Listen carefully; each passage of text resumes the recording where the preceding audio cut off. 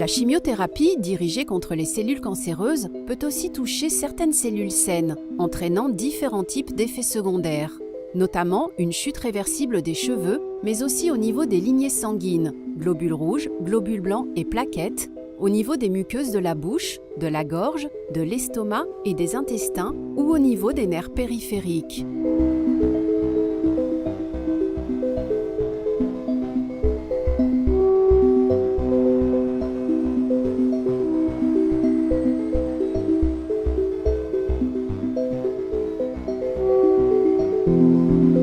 Quasi systématique, la chute des cheveux commence entre 2 et 4 semaines après votre première chimiothérapie. Il peut être utile de couper progressivement les cheveux et d'anticiper l'achat d'une perruque pendant cette période. Par ailleurs, tout le système pileux peut être affecté. La repousse suit rapidement après la dernière chimiothérapie. Pour les patientes recevant le Taxotere, un casque vous sera proposé pour éviter le risque d'alopécie définitive.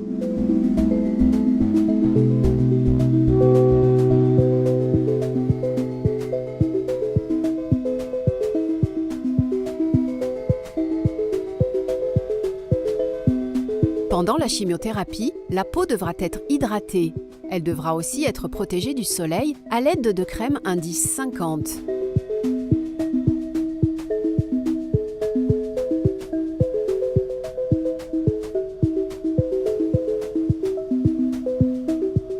Le Taxotere pourra engendrer des douleurs musculaires et des courbatures. Certaines chimiothérapies, comme le Taxotere et Taxol, peuvent entraîner des effets secondaires de type neurologique. Ils se caractérisent le plus souvent par des fourmillements au niveau des extrémités, les mains et les pieds. Très rarement, ces deux médicaments peuvent être à l'origine de douleurs et de baisse de la sensibilité. Durant la chimiothérapie, ces effets secondaires peuvent avoir un effet cumulatif, puis par la suite, et après plusieurs cycles, régresser progressivement.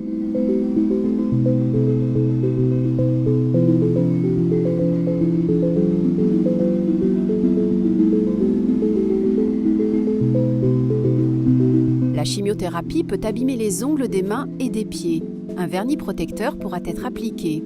Des gants froids vous seront proposés pour protéger les mains. Les socio-esthéticiennes et la conseillère en images sont disponibles gratuitement et sur rendez-vous pour vous aider.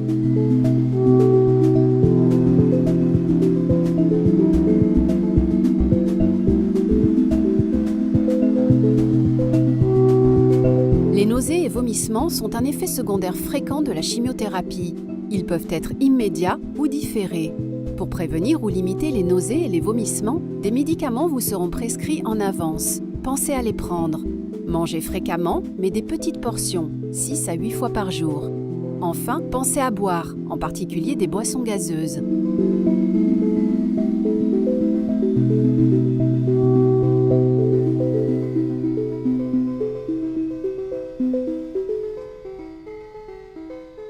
La surveillance de votre poids et de votre alimentation doit être régulière au cours des traitements anticancéreux et au-delà. Aux deux extrêmes, un surpoids trop important ou une perte de poids excessive doivent être prises en charge par l'équipe de diététique et de nutrition. Une perte d'appétit, des troubles du goût des aliments ou un dégoût pour certains aliments peuvent apparaître en cours de traitement et sont aussi des signes d'alerte pour l'intervention de l'équipe de diététique et de nutrition. Les diététiciennes et les nutritionnistes de Gustave Roussy seront là pour vous apporter des conseils d'adaptation de votre alimentation en fonction de vos symptômes et vous orienter sur les objectifs nutritionnels et de poids au cours et au décours des traitements.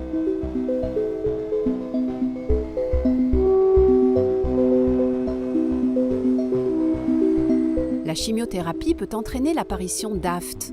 Des bains de bouche adaptés vous seront prescrits.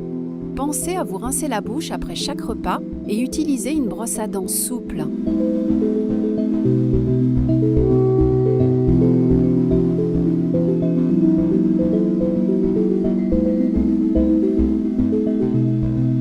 La constipation est un effet secondaire du traitement. Elle peut être liée aux antiémétiques.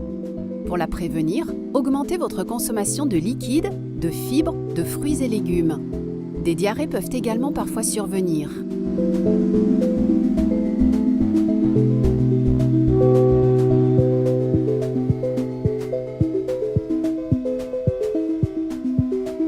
La chimiothérapie peut avoir des effets secondaires sur les globules. Elle peut entraîner une diminution des globules blancs. Leur baisse au-delà d'un certain seuil fait augmenter le risque d'infection. Après chaque chimiothérapie, il est important d'être attentif à votre état général. Si vous ne vous sentez pas bien, prenez votre température. Si celle-ci atteint les 38,3 ou plus, ou si elle se maintient à 38 lors de prises espacées de 3 heures, il est impératif de consulter rapidement votre médecin traitant qui pourra prescrire les examens et le traitement nécessaires. Une ordonnance spécifique vous sera remise pour la conduite à tenir en cas de fièvre. Des antibiotiques adaptés pourront être prescrits. Dans le cas où la fièvre persisterait au-delà de 48 heures malgré les antibiotiques, ou si d'emblée vous aviez une fièvre importante à 39-40 ou d'autres signes associés, vous devez contacter les urgences de l'hôpital le plus proche ou de Gustave-Roussy.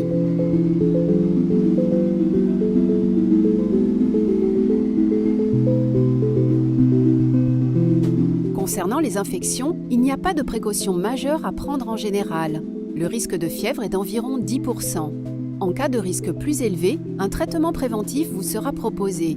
La vaccination antigrippale est recommandée. Pour prévenir le risque d'infection à certaines périodes, au moment de l'aplasie, il convient enfin d'éviter de côtoyer les personnes ayant rhume, grippe ou toute autre infection. Enfin, lavez-vous les mains fréquemment.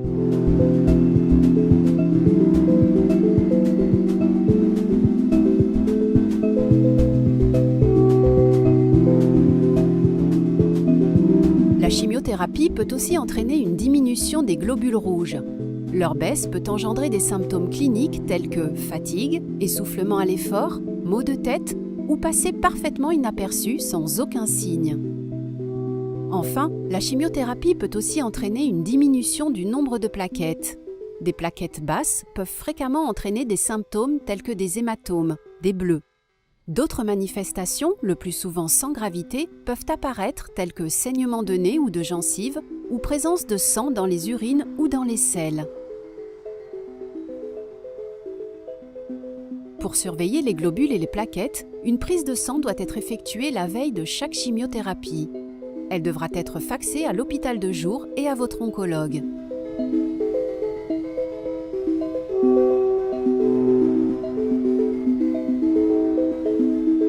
La chimiothérapie peut avoir des effets secondaires sur vos cycles et altérer la fertilité. Les changements peuvent être temporaires ou définitifs. Le risque de diminution de la fertilité est pris en charge dans le cadre d'une consultation d'oncofertilité pour les femmes de moins de 40 ans.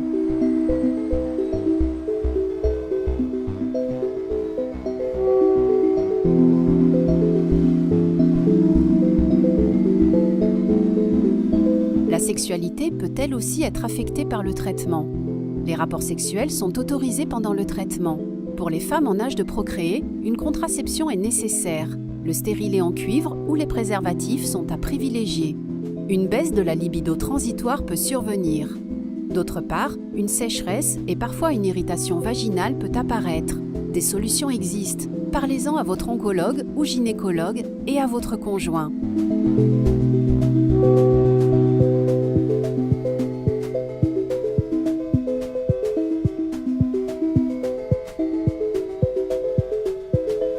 La fatigue est un effet secondaire fréquent. Suivez votre rythme. Autorisez-vous des temps de repos. N'hésitez pas à demander de l'aide. Pratiquez une activité physique régulière adaptée à vos possibilités. Maintenir ou initier une activité physique est bénéfique. L'activité physique durant le traitement peut avoir un bénéfice direct sur le mieux-être. Elle entraîne notamment une meilleure tolérance des traitements et une maîtrise du poids et du transit.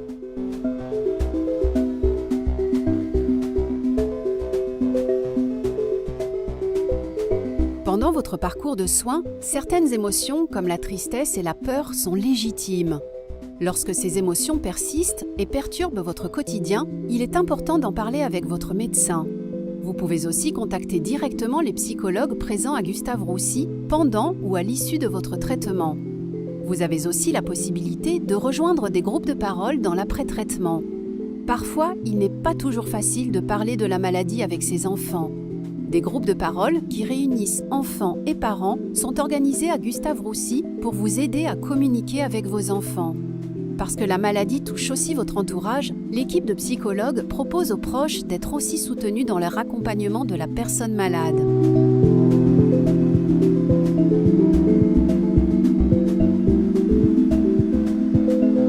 Des pertes de mémoire, des difficultés de concentration peuvent survenir suite à votre traitement par chimiothérapie. Si ces difficultés persistent et perturbent votre qualité de vie, une consultation spécifique vous est offerte. Si vous ressentez des douleurs persistantes malgré le traitement antidouleur mis en place par votre oncologue, vous pouvez rencontrer dans ce contexte les médecins de la douleur à Gustave-Roussy.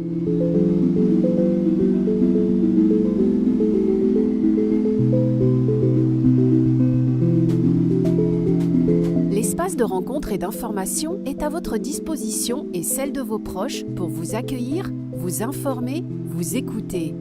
Il est situé au rez-de-chaussée de l'hôpital.